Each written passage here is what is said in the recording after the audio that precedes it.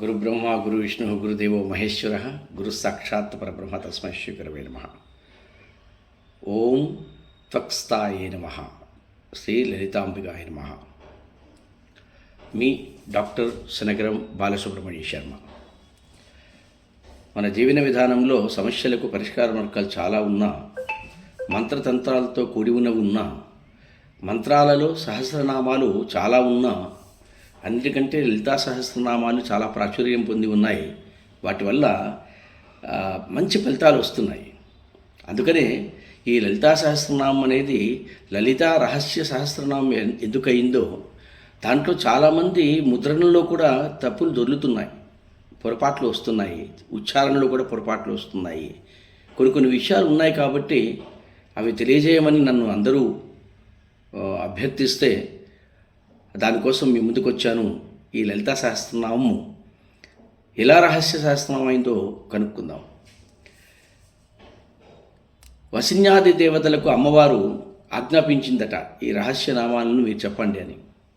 అప్పుడు ఆ రహస్యనామాలను చెప్తుండగా అందరూ విని ఈ మహావిష్ణువు హయగ్రీవ అవతారం ఎత్తి అగస్త్య మహామునికి బోధించాడట. లలితోపాఖ్యానము, లలిత చరిత్ర, శ్రీ విద్యోపాఖ్యానం అన్నీ చెప్పారట. అయితే అగస్త్య మహాముని అంతా విని చాలా సంతోషమయ్యా. అస్మానన మహాబుద్ధే సర్వశాస్త్ర విశారద కథితం లలితాదేవ్యాశ్చరితం పరమాద్భుతం.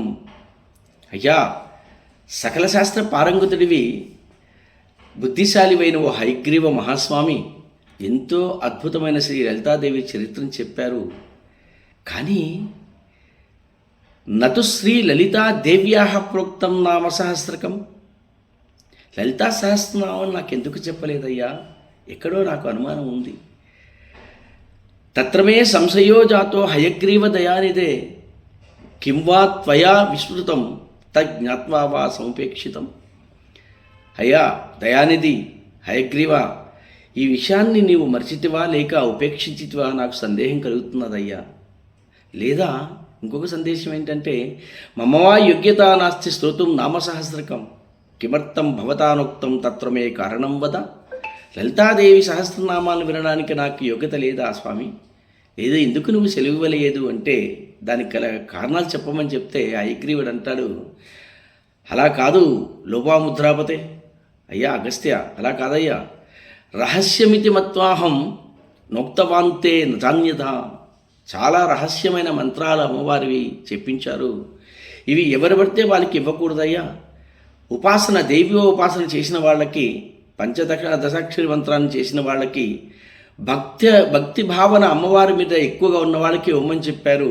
అయినా నువ్వు మళ్ళీ అడుగుతున్నావు కాబట్టి పునశ్చ పృష్ఠతే భక్త్యా తస్మాత్ తత్తే వదామ్యహం.